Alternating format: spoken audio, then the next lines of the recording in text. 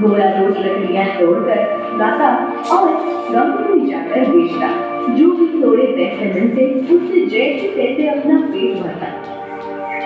उस दिन जब भोला लकड़ी काटने गया, उसने देखा कि बहुत सारे पेड़ पहले से ही कटे हुए थे। पर ये क्या? लगता है आज कलवा मुझसे पहले आकर लकड़ियां तोड़कर चला गया। वैसे भी कलवा को तो मुझसे बहुत ज्यादा रखने की जरूरत होती है, इसीलिए आया होगा। चलो अब जंगल के और अंदर जाना होगा। भोला और अंदर चला गया। उसने देखा कि बीच जंगल में बहुत से पेड़ थे। उन पेड़ों को देखकर, अरे वाह, यहाँ पर तो बहुत सारे पेड़ हैं। अगले 2 महीनों तक भी रोज लकड़ियां काटूं तो भी कम नहीं पड़ेंगी। भोले ने पेड़ काटने के लिए कुल्हाड़ी उठाई। तभी उसने देखा कि ऊपर एक बंदरिया अपने नवजात बच्चे के साथ उस पेड़ पर बैठकर फल खा रही थी। वो बंदरिया इतनी प्यार से अपने बच्चे को पकड़कर बैठी थी कि उनका प्यार देखकर भोला रुक गया। ये क्या करने जा रहा था मैं? अगर मैंने ये पेड़ काट दिया, माँ बंदरिया और उसके बच्चे का घर टूट जाएगा। नहीं, मुझे ऐसा नहीं करना चाहिए। शायद इस पेड़ पर बहुत सारे फल हैं, इसीलिए ये बंदरिया यहाँ रुकी होगी। चलो मैं कोई ऐसा पेड़ काटता हूँ जिस पर किसी जानवर या पंछी का घर ना हो। भोला और आगे चला गया। उसने अपनी जरूरत के अनुसार लकड़ियां काटी और उन्हें बेचने चला गया। ऐसे ही दिन बीतते रहते। भोला रोज उस बंदरिया और उसके बच्चे को देखता। कभी कभी भोला बंदरिया को खिलाने के लिए घर से रोटी भी ले आता। एक दिन जब भोला लकड़ी काटने गया, तब उसने देखा कलवा उस पेड़ पर कुल्हाड़ी चला रहा था जिस पेड़ पर उस बंदरिया रहती थी। कलवा को उस पेड़ को काटते देख, अरे कलवा, ये क्या कर रहे हो? ये कैसा सवाल है? भगवान ने आंखों की जगह बटन लगाकर भेजा है क्या? दिखाई नहीं देता? लकड़ी काट रहा हूँ। वो तो मैं देख रहा हूँ कलवा, लेकिन इस पेड़ की लकड़ी क्यों काट रहे हो? किसी और पेड़ की लकड़ी काटो। पेड़ पर देखो, एक बंदरिया का घर है, उसके साथ उसके नवजात शिशु भी है कलवा। तो क्या हुआ? वो बंदरिया किसी और पेड़ पर चली जाएगी? इतने सारे पेड़ तो हैं। लेकिन कलवा, लेकिन कुछ नहीं। चल निकल जा यहाँ से। आया बड़ा मुझे सिखाने वाला। और सुन, इस पेड़ को तो पूरा मैं ही काटूंगा। ये ध्यान रखना, तुझे चाहिए तो कहीं और चला जा, नहीं तो ये देख रहा है ना कुल्हाड़ी, मुझे जरा सी भी देर नहीं लगेगी इस कुल्हाड़ी को तुझ पर चलाने में। कलवा पेड़ काटने लगा। भोला बेचारा चाह कर भी कुछ नहीं कर पाया और आगे चला गया। दोपहर के समय जब भोला जंगल से लौट रहा था, तब सपने देखा कि कलवा ने वो पूरा पेड़ काट डाला था। भोला को बहुत बुरा लग रहा था। तभी उसकी नजर पेड़ के एक बड़े लकड़ी के नीचे थे। वो बंदरिया उस लकड़ी के नीचे मरी पड़ी हुई थी। उसे देख भोला की आंखों में आंसू बहने लगे। भोला को लग रहा था कि शायद उसके बच्चे की भी मौत हो गई है। भोला उस बंदरिया के पास गया। तभी उसने देखा कि बंदरिया ने मरते हुए भी अपने बच्चे को अपने गोद में सुरक्षित रखा था। हे भगवान, तेरी महिमा अपरंपार है। इस बंदरिया ने मरते हुए भी अपने बच्चे को गोद में सुरक्षित रखा है। सच में माँ आखिर माँ ही होती है। लेकिन अब बच्चे का क्या होगा? कलवा भी कितना दुष्ट है।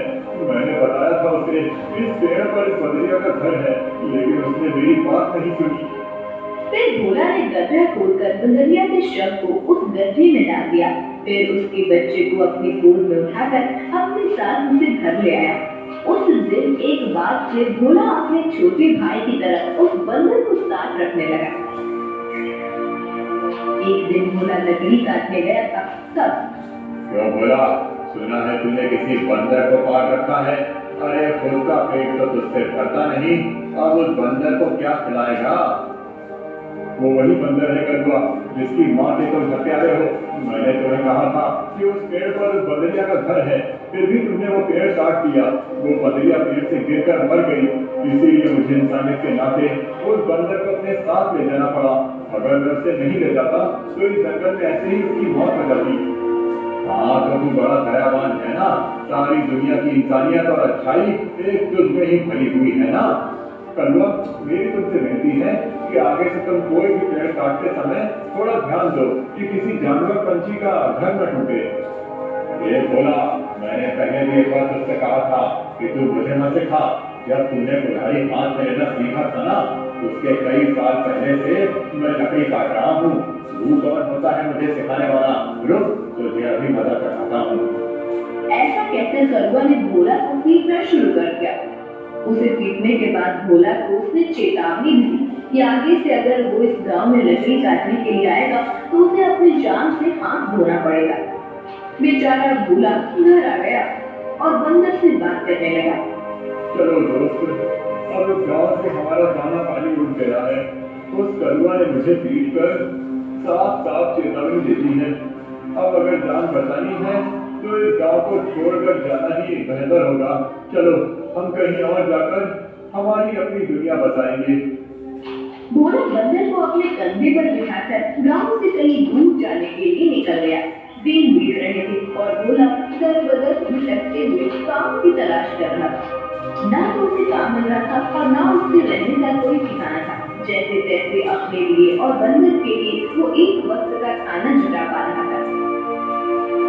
एक दिन ऐसे ही वो थककर एक पेड़ के नीचे बैठा हुआ था। बंदर उसकी गोद में सोया हुआ था। तभी वहाँ एक योगी बाबा आया। प्रणाम योगी बाबा। कल्याण हो। एक बात बताओ, तुम इस बंदर को ऐसे गोद में लेकर क्यों बैठे हो? बाबा, इसने अपनी माँ को खो दिया है। इसका इस दुनिया में कोई नहीं है, इसीलिए मैं इसे अपने साथ अपने घर ले आया था। लेकिन हमारे गांव के एक मुद्दे की वजह से मुझे गांव छोड़ना पड़ा। अपना गांव और सर्कल से ढूंढते हुए दर भटक रहा हूँ। पुत्र, तुम्हारा हृदय सच में कोमल है। तुमसे किसी का भी दुख नहीं देखा जाता। तुमने इस अनाथ बंदर की जिम्मेदारी लेकर इसे एक परिवार दिया है। तुम अगर चाहो तो मेरे साथ मेरे आश्रम में रह सकते हो। मेरे आश्रम में मेरे कुछ शिष्य रहते हैं और कई बार जितने साधु भी आते हैं, उनके भोजन और रहने की व्यवस्था की जिम्मेदारी अगर तुम उठाओ तो मुझे बहुत आनंद होगा। ये तो मेरी खुशनसीबी है बाबा। मुझे आपके साथ रहने में सब कुछ खुशी होगी। लेकिन बाबा, मेरा ये बंदर भी मेरे साथ आएगा। मैं इसे कहीं नहीं छोड़ सकता। हाँ पुत्र, तुम इसके साथ आ सकते हो। भोला बाबा के साथ उनके आश्रम चला गया। भोला योगी बाबा के आश्रम में सफाई, भोजन व्यवस्था और उनकी सामग्री दिया। बाबा जी के शिष्यों की सहायता करना, ऐसे सारे काम करने लगा। भोला का बंधन हमेशा उसके साथ रहता था। योगी बाबा भोला का काम और उसकी काम के प्रति निष्ठा देखकर खुश थे।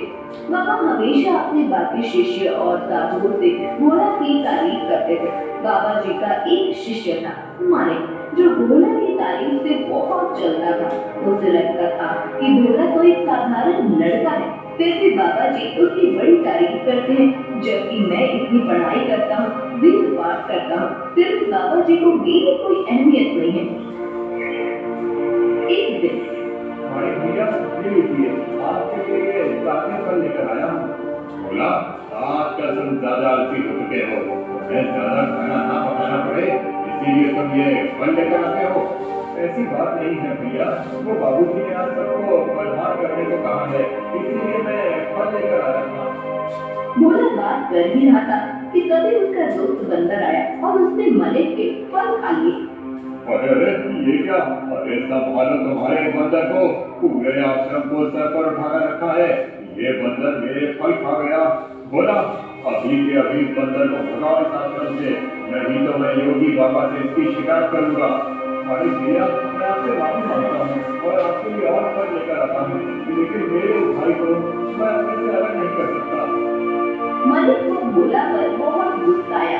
उसने योगी बाबा से भोला की शिकायत की, लेकिन बाबा जी ने भोला का पक्ष लेकर मलिक को भी सुना दिया और ध्यानमग्न हो गए। बात तो हद हो गई। इसकी वजह से गुरु जी ने मुझे काटा।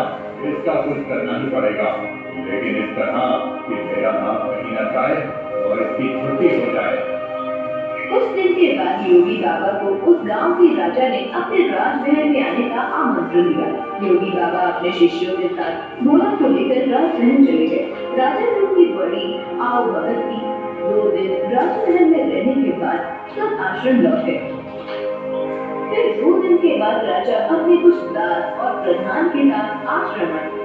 क्षमा करें बाबूजी, यहाँ आकर आपको कष्ट दे रहा हूँ, लेकिन बात ये ऐसी है कि मुझे स्वयं आपकी भेंट लेने आना पड़ा।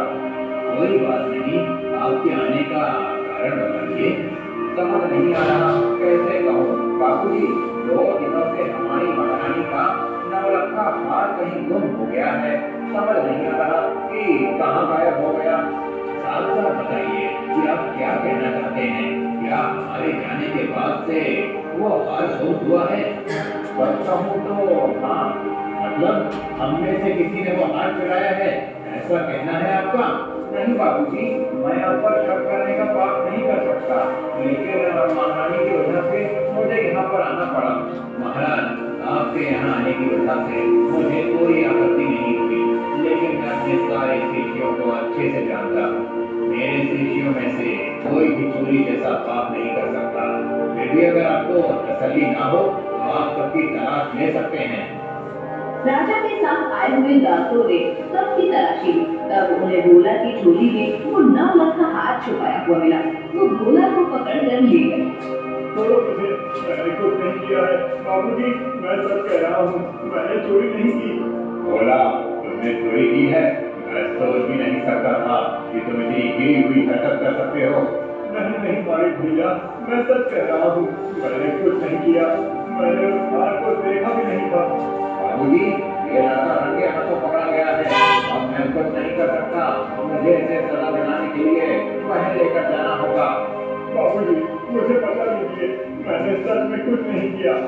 आप मुझे जानते हैं, मैं चोरी के बारे में सोच भी नहीं सकता। बुरे से बुरे वक्त में भी मैंने चोरी नहीं की, तो अब क्या करूँगा? मेरा विश्वास कीजिए। राजा के दास भोला को ले जाने लगे, तभी उनके पीछे से आवाज आई। रुकिए, मेरे भाई ने चोरी नहीं की है। सबने पीछे मुड़कर देखा। भोला का बंदर पीछे खड़ा होकर बोल रहा था। महाराज, मेरे भाई ने चोरी नहीं की है। ये हार किसी ने जानबूझकर उसके झोले में डाला है। ये क्या? ये बोलने वाला बंदर? हाँ, मैं बोलने वाला बंदर हूँ। मेरे बचपन से लेकर भाई मुझसे बात करते आए हैं। ये रोज मुझसे ढेर सारी बातें करते हैं।